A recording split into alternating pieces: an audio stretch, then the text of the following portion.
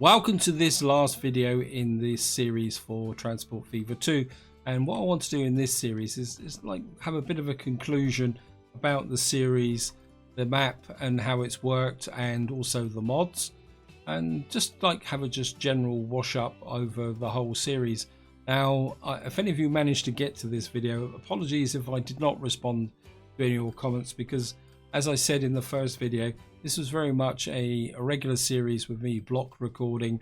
In fact, I've just recorded the last 6 parts all in one session.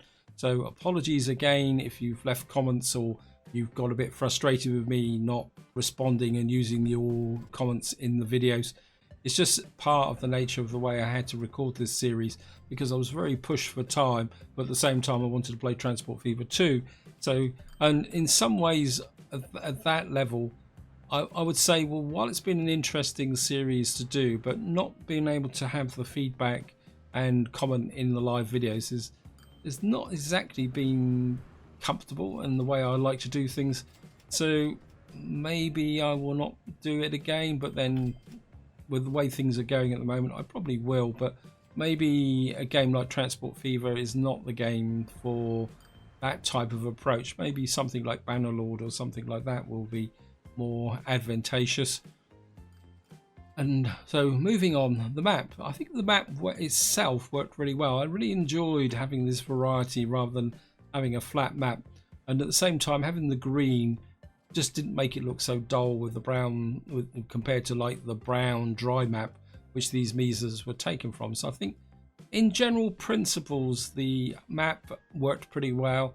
I would probably have liked a little bit more of water. I think if I did another series like this again in the future, I might have a river running down the center, so we might be able to explore it a bit more, or maybe even have a lakes or something, but then I'd have to do the tropical option, which means we won't have the Mises. Maybe that's something to experiment with. Now moving on to the mods and the number of cities, and one thing I have noticed, and I am getting a lot of lag with respect to the cities, and when I zoom in, this is one of the reasons why for the last few parts I haven't really zoomed in close. If I get in really close and try and do anything, the game starts to freeze, and I've had a couple of near crashes whilst actually making the videos. What I would probably recommend is that if you want to use these two mods, this is the extended demands and enhanced industry, what I would probably suggest is play on a large map but with a small number of cities and a small number of starting industries, because one thing I've noticed with this playthrough is that I've had to drop in a lot of other extra resources in different places just to avoid the whole map becoming crisscrossed with spaghetti lines and roads, which makes it, I mean, there are one or two places which I'm not particularly very happy with.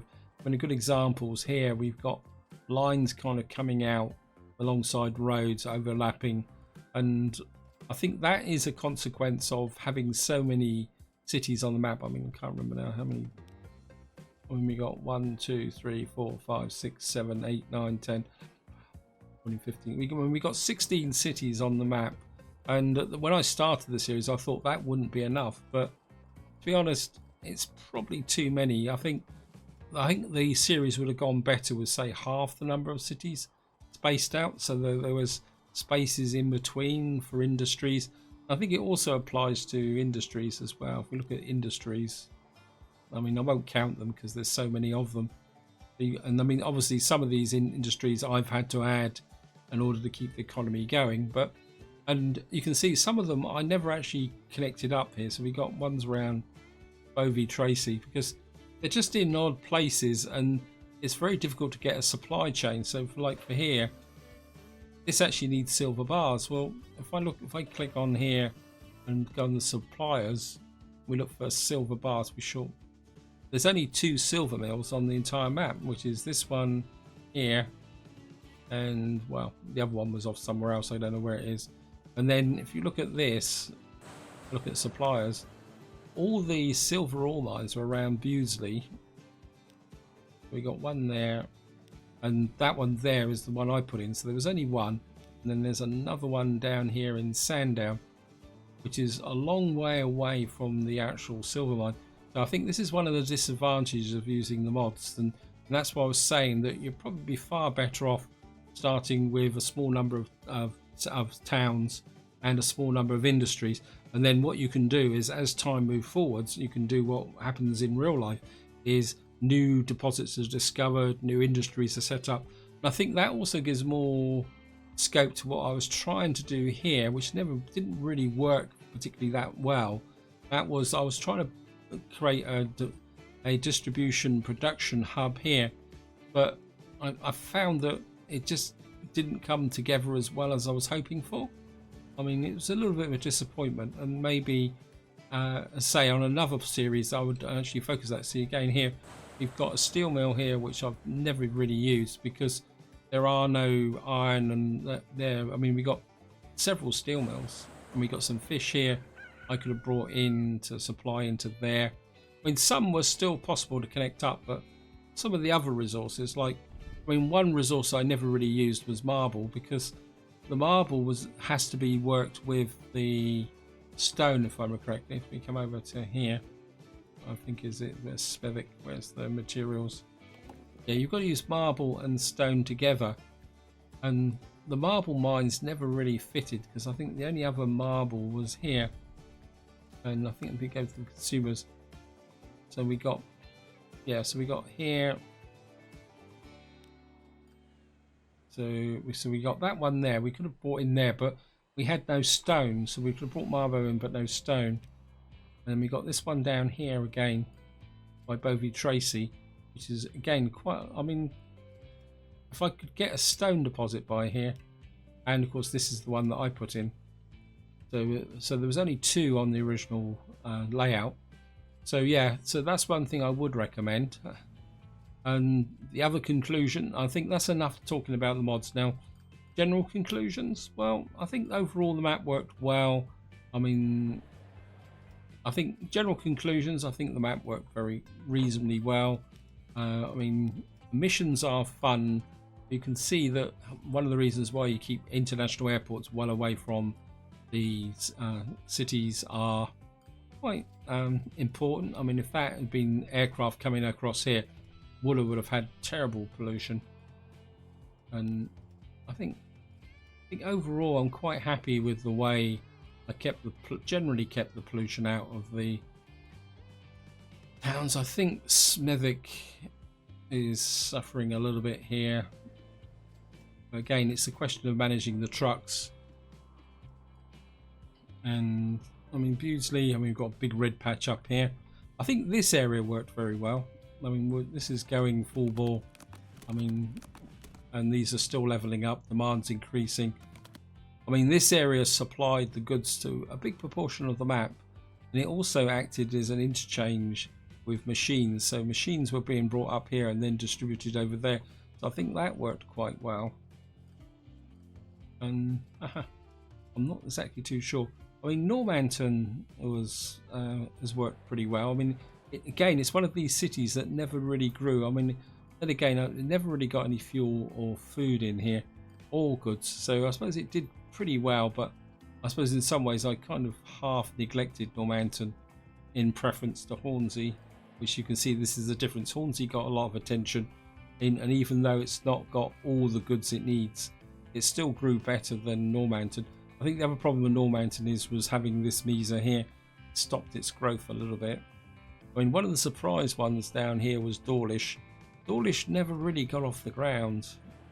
See, 370, 382. It's growing slowly, but it just never really got off. But then again, it never got all the resources that it needed either. It does relate to the bigger issues of trying to get all the demands into every city with so many different cities. As I say, I could have literally created a web, or probably more now, considering how much money I've got. I could have just dropped industries right next to it to feed them, but it just seemed a bit pointless, to be honest.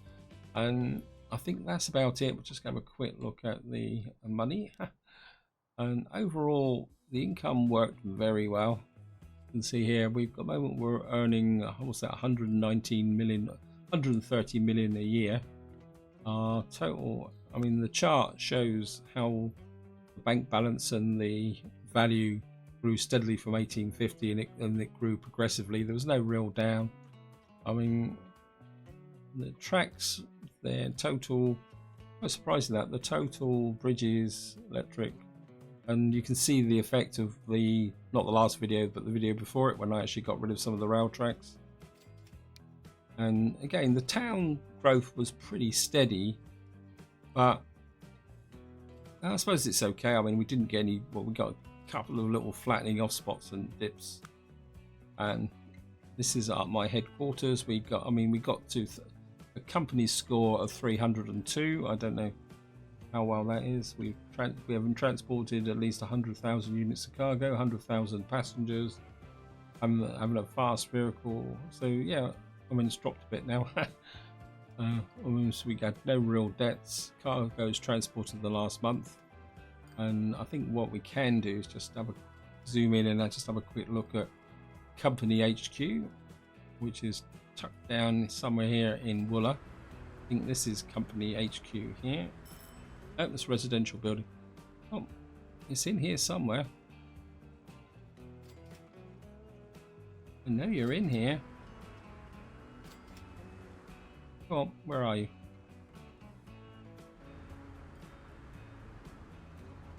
I'm sure that's headquarters. Yes, it is headquarters. What am I on about? I must have clicked on the building in front. So this is company HQ, and we got a little motif in front here. I mean, I probably should have moved it, but then again, we are in a residential area. Everyone's happy and everything's going well.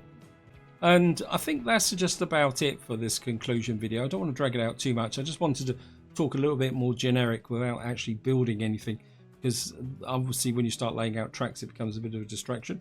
What can I say? I've really enjoyed doing the series. I hope you've enjoyed watching it and found it interesting. And say again, apologies for the lack of feedback on comments in this series, because it has been blocked recorded, and there definitely will be another series, probably within they bring out a major update or something like that, because I must admit I am a little bit hooked on this game. It's one of these games that you do things, and again you look at this map and you think, yeah, well, I'll start again, I'll do this differently or that differently, and there's kind of part of me that says, oh, let's just tear the whole map up and start again. But then there's the challenge of starting a new map with all the different ways of thinking through the process layout of the industry. But I'm starting to ramble on now, so hope you enjoyed this, hope you enjoyed this video, hope you enjoyed the series, and until next time, whatever you do, enjoy your gaming.